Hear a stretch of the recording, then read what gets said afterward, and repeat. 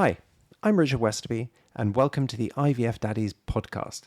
Today, I have my great friend Anna Buxton, who is a mother of 3 children through surrogacy, Isla, and then twins Art and Olive. Hello, Anna. Hi, Richard. Thanks for having me. Welcome. Like me, Anna worked in investment management for many years before finding her passion in helping others to navigate IVF and surrogacy. However, unlike me, she had a very different starting point. Anna, do you want to tell us a little bit about how you basically fell into doing what you're now doing, helping others? I have 3 children through surrogacy. Isla was born in India. She's 8. And the twins, Olive and Art, are 5. They were born in California. Like many couples who come to surrogacy, it was after a long journey with infertility.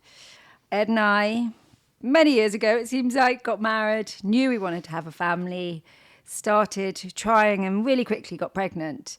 But very quickly we then had miscarriages. And again, it's a really long story, but the operations that were required following my miscarriages led me to get something called Asherman's, which is scarring of your uterus and means that I am unable to carry a pregnancy. Wow. We had many years of operations trying to remedy the problem, IVF to see it would work, and it just never did. And after about 3 years, my surgeon said, that's it, I'm not operating anymore.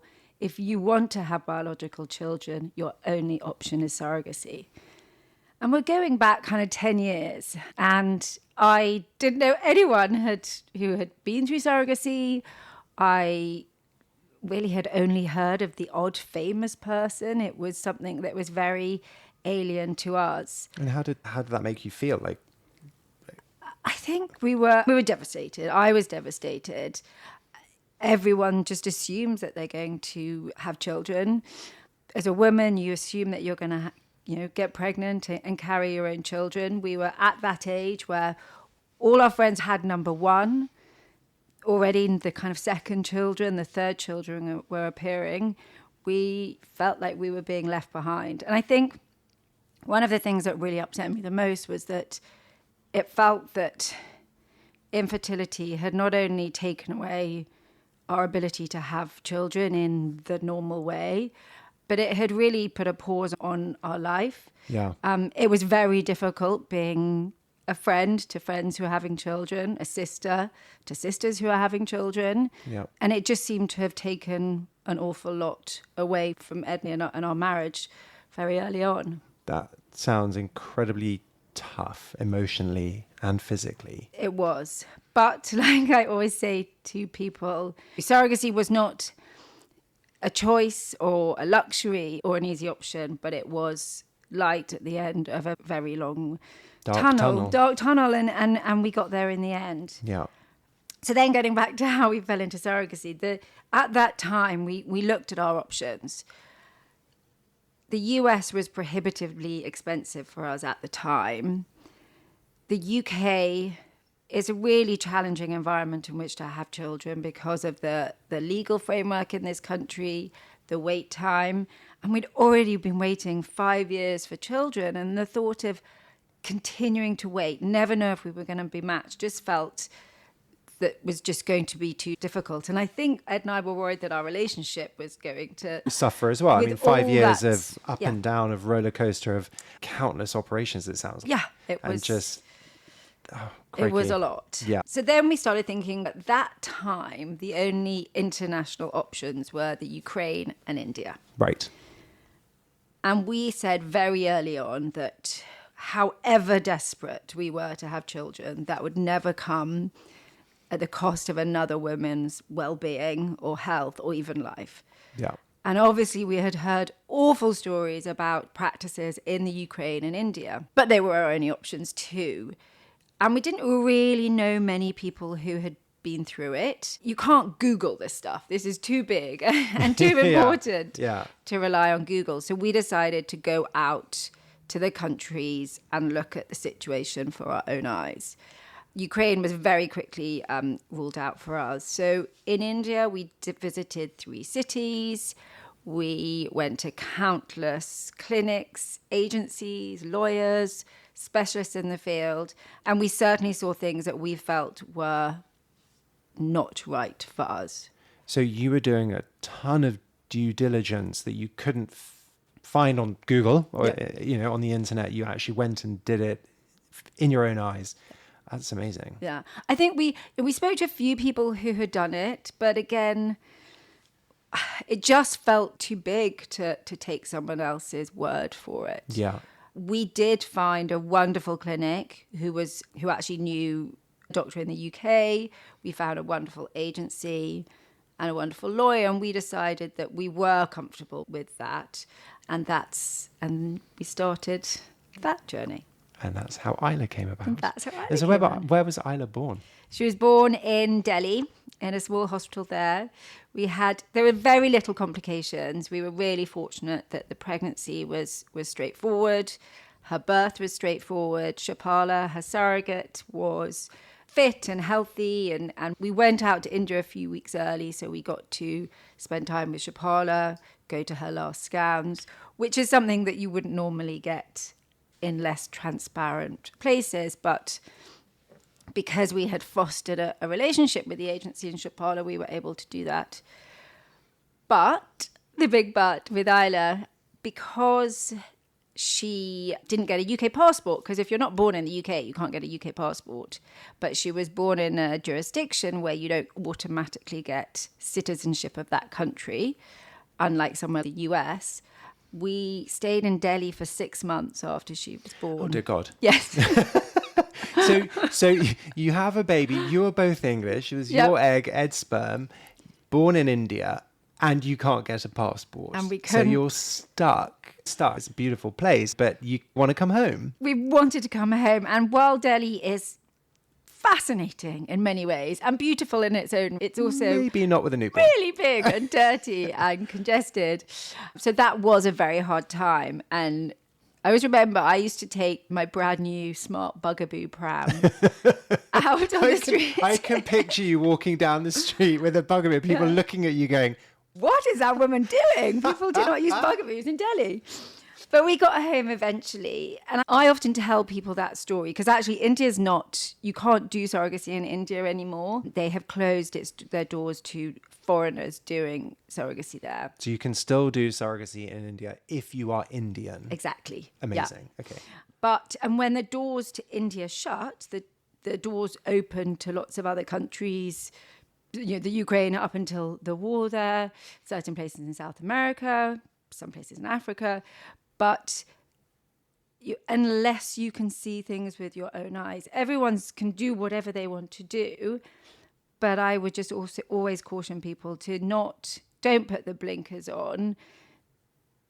You try and balance your desperation with thinking about what is the ethical decision.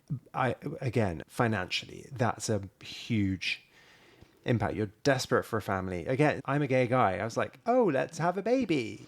You weren't, and you'd been through those years of trying and then add in the financial aspect, and then add in, I can see why those jurisdictions people are looking at going there. But it's a tough choice to say no, and I'm going to go somewhere else, right? Yeah, I think it is really hard. And it's just making sure that you have done your own due diligence, that you know what you're doing, and that you have your eyes wide open. The difference now is that there are lots of people talking about this. There are organizations to help. There are many more lawyers, so that people do have many more resources. There's this podcast. There was nothing like this 10 years ago. So people have access to much more information, which is certainly helping. And yet sometimes it can be overwhelming because the information is contradictory, or you don't know where to go and you don't know what's true or not. Yeah. So then you've got Isla. Yep. You're back in England. And then what happens? So we always knew we wanted more than one child, and we really wanted a sibling for Isla. So we decided that, first of all, that the UK would be ideal. We were there. We already had her. But at the time that we were looking, the organizations that help people match with surrogates, so the non-for-profits in the UK, had closed their doors to people with children. They were only helping childless couples. So that was out the window. We were not prepared to try for an independent match and find a surrogate on Facebook. It just wasn't Didn't for us. float your boat. No. So then we thought Canada. And totally opposite mindset, because when we were looking at India and the Ukraine, we were nervous and conscious of the reputations of those countries. We did all the due diligence in the world. But when it came to Canada, because it was Canada and nothing could go wrong and everyone is wonderful there, we did no due diligence and just jumped in, feet first. And again, a long story short, and I won't go into all the details, but it was a very challenging time. We shipped embryos, we lost embryos, we were matched with 2 surrogates who were women who should never have been surrogates. And long term, I think those women suffered. They were put in a position they shouldn't have been by an agency. We lost tens of thousands of dollars, 18 months, and even more heartache. And it was, I think that probably, I get emotional now talking about it. I think that was probably the hardest time. And just at our lowest, a friend of us, said, you must meet this lovely chap called Richard Westerby. Me! And there you have it, my knight in shining armour. And so we met, and Ed and I knew that we could not end this journey on such a low with Canada. Yeah. That whatever, we had some, we had moved on a bit, we spoke to our parents, we said, you know what, enough's enough. We are going to go to the best and we are not taking any risks. And that's how we arrived at the San Diego Fertility Center. We had a relatively easy journey. We did 2 rounds of IVF there. We created new embryos and we met our goddess Holly, and the twins were born 16 months later. Amazing. So you went from the emotional desperation to have a child, going to India, having a child, thinking, oh my God, this is going to be amazing. We're going to go to Canada, and then almost back to square one emotionally. Yeah. And it really felt that we had got back to that kind Rock of low bottom. again. And although we had a child at the time, which was wonderful, and we adored Isla, that desire for a second child is very strong. And we just didn't want to stop at one. Yeah. And so then, interestingly enough, we have had your doctor, Dr. Brooke Friedman, on this podcast before. You met her, so you did 2 rounds of IVF in the United States. Yes. Created embryos and banked those embryos. So did you, how was the process?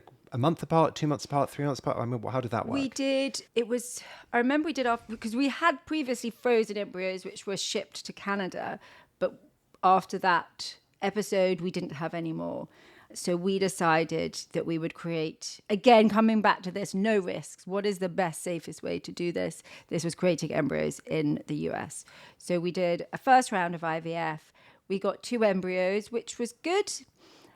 But again, we just wanted to cover all bases. And we spoke to Dr. Friedman and agreed that if I felt ready and strong enough to do it, we would do another round a month. I think we waited a cycle and then did one the next month. So in 3 months, we did 2 rounds of IVF and we banked 4 embryos. Amazing. Which just gave us a sort of moment to take a breath, think, okay, we're back. We've got embryos. We're in a situation where we trust our clinic. We were talking to wonderful agencies who are incredibly experienced, very robust in their screening of surrogates. And we matched pretty quickly. At that time we were looking, the match times were quick. We matched with Holly within about 3 months. And having gone through being matched with 2 surrogates in Canada to then being matched with a surrogate in the United States, how are you feeling? Did you have a gut feel that it was going better? Because you've then been through a process Yeah, it was honestly light and day. I think the big difference when we were in Canada, I felt that I was slightly having to coach the surrogates through the process and give them information, and I didn't feel that was my job because I wasn't an expert and I didn't know it. What struck me when I met Holly was that she understood her financial, her legal, her emotional, her medical rights. She knew all of that. She was so informed. And it meant for a really balanced relationship between the 2 of us and Ed and her husband. It meant that we felt protected and trusted her, and she felt protected and trusted. It was just this wonderful balanced relationship. We moved very quickly in terms of she was screened and she was prepared for the transfer. So it felt for the first time that we were given a clear and transparent and ethical pathway. Amazing. And that is what, as we talked about a lot, that is what surrogacy should be. There will always be bumps in the road, but everyone should understand what they're doing, why they're doing it, and have that clear pathway. I think that knowledge is power keeps coming back in every episode that we're talking to people. Knowledge is power. People are empowered to make choices with all that information. That's phenomenal. So then what happened? So then we decided, now this is a little while ago, we decided for various reasons because of our embryos that we would have a double embryo transfer. And I remember, because I've done quite a lot of rounds of IVF, you become quite accustomed to the process. I remember Holly's first blood test, her numbers were quite high. And then her second blood test, her numbers were really high. And by her numbers, you mean her HCG. Her HCG levels. And if you've listened to podcast Yes. number, whatever it is, that's human chorionic gonadotropin, which I struggle to say. And I didn't say anything to anyone, I didn't say anything to Ed, I didn't say anything to Holly. And in my heart, I thought, oh my goodness. It's twins. Be careful what you wish for. And a few weeks later, we had our first scan, and there were two little heartbeats. Amazing. Yeah. Isn't it amazing? It is amazing. I mean, It's truly a miracle. We both have twins. And I remember that heartbeat scan. Yeah. And I was just like, ah! And I still do say that sometimes. Yep. And then what happened? So we had we were very fortunate. We had a very straightforward pregnancy. Communications with Holly were great. I remember her saying, I see my role in this pregnancy as one, to look after your babies for you in the same way I looked after my own babies when she was pregnant. But the second is to manage you. My stress, I did not cope with the stress at all. And I always had to remember, Holly had 3 children, young children, and she worked. This was incredibly important to her. It was not the only thing going on in her life. Yeah. And me texting 7 times a day, asking for updates, was not fair on her. Didn't go down so well. Didn't go down. So she said, listen, we've got to have a plan. So we agreed that every morning she woke up at 7:30 when her alarm went off. So I knew when the call would come in. She would message to say, all is okay, the babies are kicking. And then when she went to bed, she would message me. So I did not hassle her. I just knew when the messages were coming in so I could control my own anxiety. God, that sounds a bit like me and my boyfriend. Message me first thing in the morning when you go to bed. Everything else I'm good with. Exactly. And then we'd video call, once a week or once every 2 weeks. But we found a system that worked for us. I look back on some of the things that I did with my surrogate and I just cringe. I remember saying that to mine, can I buy you a gym membership? And she was like, I have one. Yeah. I'm like, what about, can I pay you extras or eat organic? She's like, I do. I mean, it's cringeworthy sometimes, but that was my first pregnancy. Yeah. And my surrogate was like, I've done this before. Yeah. And I think it's really hard to put into words how huge and surreal and weird it feels to think that your babies, albeit in utero, are in this world, thousands of miles away, in someone else's body, and you have no tangible role in that pregnancy and no control. You can be there as much as you want, but you can't really do anything. And I think you have to, one of the things about surrogacy is that you have to trust someone, a woman, to look after your babies in the manner she looked after her own. And if you can't trust someone, surrogacy might not be for you. Yeah. That it's not respectful to try and dictate to another woman how she leads her life. Right. You can agree parameters, absolutely, and you can talk about all of those things, but ultimately, day to day, it is about trust. So I say all this with hindsight, because I wasn't like that at all. But it is. These are such amazing women giving us such phenomenal gifts. I probably will cry because I always do whenever I think about this, because it was my be all and end all. It was everything. And I think the starting point that you had, the starting point that I had, very different, but all of a sudden you're pregnant. And then your emotional roller coaster is up and down. Are we pregnant? Are we staying pregnant? So that Yep. the calls in the morning, calls in the evening, I didn't have that. No. We had a very minimal communication up until around the 20-week scan, because I guess she was worried maybe it wasn't going to continue. And then I remember being at the 20-week scan, and the ultrasonographer, I think it's called an ultrasonographer, the lady doing the scan really was just she was just being very cold. And Angela, my surrogate, was on the bed, and I was standing there, and she started the scan. I'm going to cry. She started the scan, and we all cried. Yeah. And then all of a sudden, like, the whole mood in the room changed. And she was like, do you want a picture of the scan? And then scan after scan. Like 25,000 pictures came out. And I was just like holding Angela's hand, hugging, crying. I mean, these are amazing women doing this for us. I'm like, I honestly pinch myself every day still. I was 8. That surrogacy gave me the family of my dreams, but I also met 2 unbelievable women. Yeah. Who I never would have met. Yeah. Who came from different sides of the world, who changed our lives. And that feels like an incredible privilege to have been given that. And it sounds crazy because I should have been able to do it myself, but I didn't. But I got there. And like everyone says, I know it's so cliche to say it, but when you finally get to your babies, the ones you have are the ones you were always meant to have. And the journey to get there begins to make sense. Yeah. I guess it's all part of it's part of you. Yeah, and it's your story. You can't change it. Yeah. And I remember somebody saying it's not your fault. It is what it is. You are there. And then it's finding that team to be able to, you're in a very dark tunnel and they give you a torch to get to the end. Exactly. I think that's so important. I'm just wondering if you got any top tips for people, because we do get messages from people who are right at the beginning of their story, like where you were, if not at the bottom, getting there. Have you got any top tips for them? I think talking to people who have been through it is very powerful. Listening to other people's stories, learning from them, getting hope from them can be great. So if there are resources, something like this is an example, ask who do you know who's been at this position? Can I talk to them?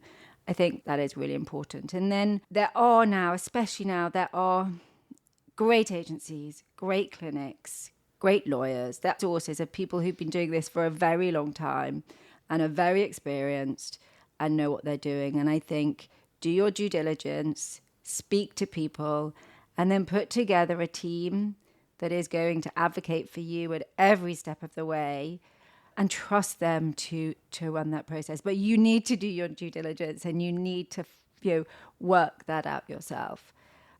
More than that, as I said, it's not what we would have chosen, but we did get there in the end. And one of the things, I know this is going to sound a bit smug, so I'm sorry to anyone else, but I think you've really struck a chord for me in the fact that family needs love. It doesn't matter how it comes about. It doesn't necessarily matter on the genetics. Just children, at the end of the day, need the security of being loved and wanted and just being part of that family. How do you talk to your children about it? Do they know about it? Tell me more about that. We've talked to the kids before they could even speak or understand it. We have made surrogacy and IVF part of the everyday language in our house. So Isla's nursery or our bedroom has pictures of India, likewise with the twins. We just always talked about it. I think we all know now that children need consistency and openness. The last thing a child needs is a big surprise or reveal. But yeah, it's just something. It doesn't define us as a family.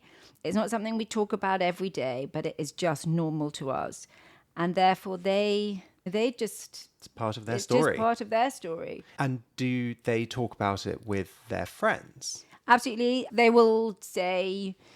Isla will say that she was born in India to Shapala, the twins 5. If you ask them who Holly is. They know exactly who she is. I think with kids, for me, I've always just thought, I wanted to tell them a story that we're proud of and that we tell it with consistency.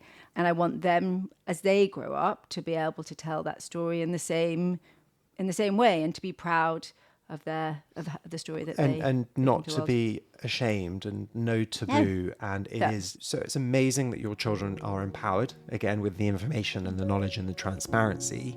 If you were to talk to somebody else in your shoes, going through what you're going through or went through, what would you say to them now? I would say that you will become a mother. How you get there, we don't know, but you will. That it's not about whose fault it is, or it's not about feeling that you're not a woman, that you've done something wrong, that these things happen, but that you can have children. And how you get there, it's a journey, but the point of that journey is to have children. And when you have those children, you will become a parent. Most people who have been pregnant say to me consistently, they don't feel that they become a parent when they're pregnant. They feel that they become a parent when they have a child. And that's what we're talking about. We're Powerful. getting to having a child. That's powerful. Wow. I think you're going to make me cry. Anna, you are inspirational. And every day I look at you and think, wow, thank you so much for sharing that with us. And if anybody wants to reach out to talk to Anna, please just send us a message and we'll put you in touch with her. Thank you very much, Anna. My pleasure. Thank you for listening to me. If you enjoyed this episode and would like to learn more about IVF and surrogacy, then please subscribe wherever you listen to your podcasts. Also, please share and follow our social media handle @IVF Daddies. We are here to answer any questions and to guide you through this very personal process.